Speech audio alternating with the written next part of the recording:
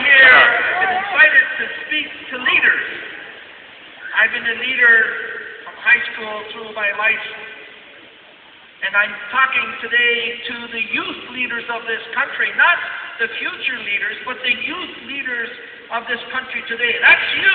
You're here in the leadership class. You're here to lead others, to influence others, to consider what is going on beyond your schoolyard, beyond the town, beyond the province, beyond the country.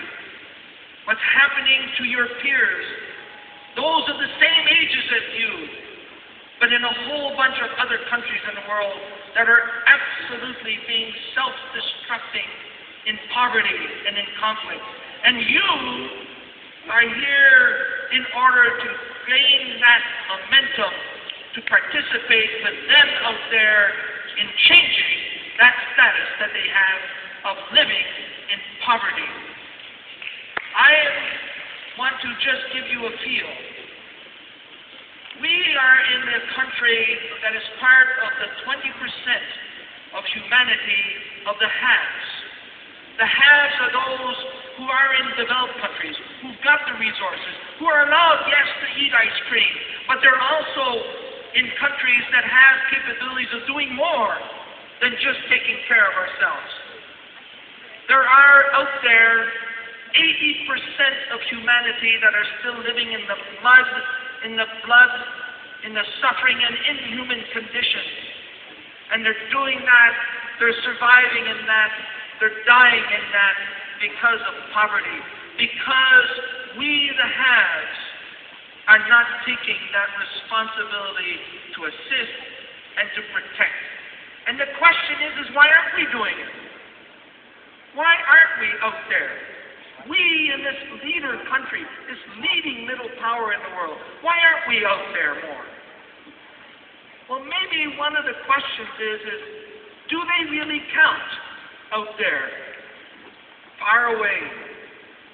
Are they really far away? Just 12 hours away in an aircraft. Do they really count? In fact, are all humans human? Are they as human there in the poverty countries of the world as you are here today? Do they count the same? Are they the same? Let me give you an example.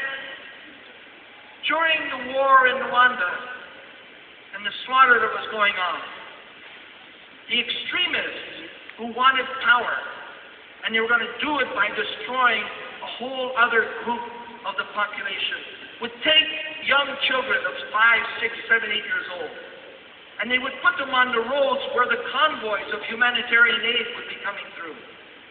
Convoys of food and water and medical supplies, wood to heat the food.